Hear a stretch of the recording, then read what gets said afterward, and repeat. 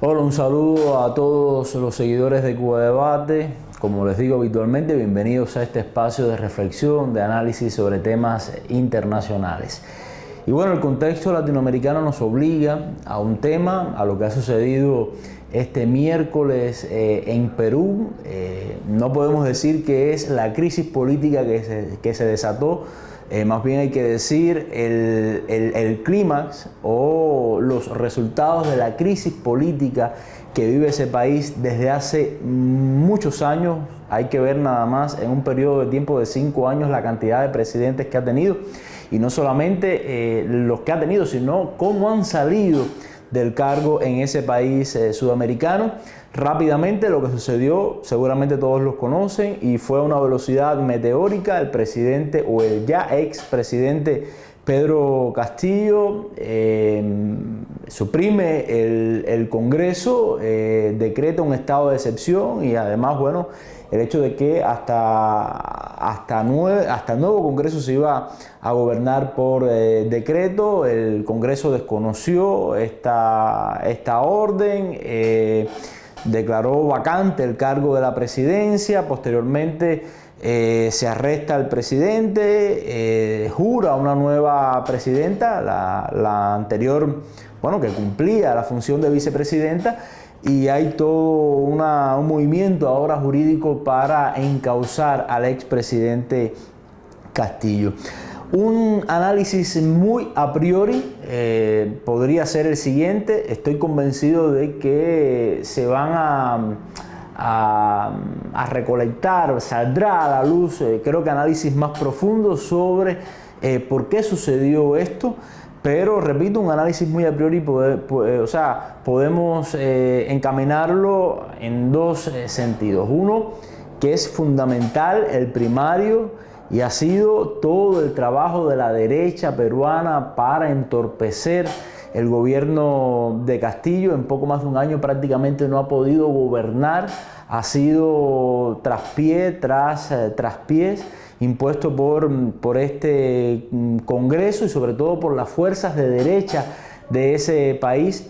Fíjense qué posición más egoísta, qué posición más antipatriótica la de esta derecha peruana, que ha priorizado intereses políticos personales, de gremio, vamos a decir, sectoriales, por encima del interés del país, que se resume en tener un ejecutivo, una presidencia que funcione. Eso es lo número uno, eso es lo principal.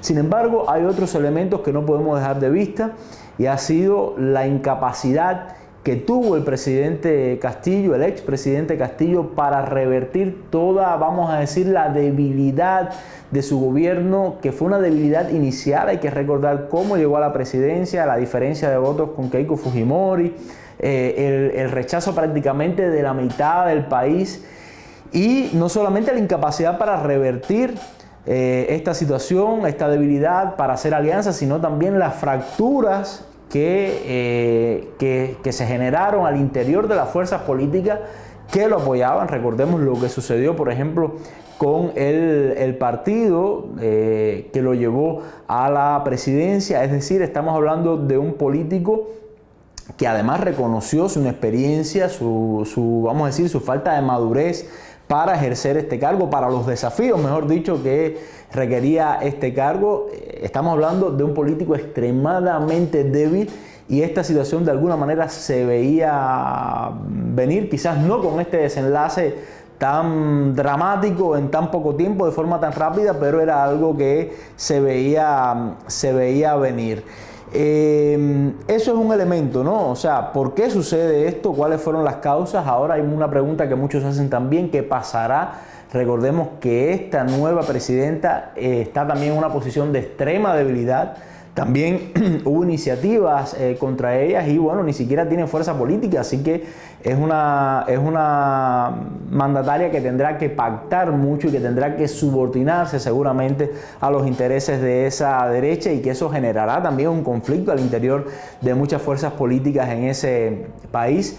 Hay una conclusión evidente, y es la crisis que está viviendo Perú, que no se va a resolver ahora, con esto que sucedió, esto va a profundizar más, esto va a perpetuar esa crisis, y no solamente de Perú, porque si nosotros enlazamos, por ejemplo, esto que ha sucedido en Perú con lo que ha venido sucediendo en otros países latinoamericanos, con lo que sucedió, por ejemplo, recientemente también con la vicepresidenta Cristina Fernández, estamos hablando de que hay una crisis de institucionalidad en toda la región, en toda América Latina, donde determinados poderes judiciales o legislativos entorpecen por intereses políticos las funciones de gobiernos, de presidentes democráticamente electos, pero además todo esto marcado no solamente por los intereses personales y por los intereses políticos, sino también por un alto nivel de corrupción. Eso es uno de los grandes desafíos latinoamericanos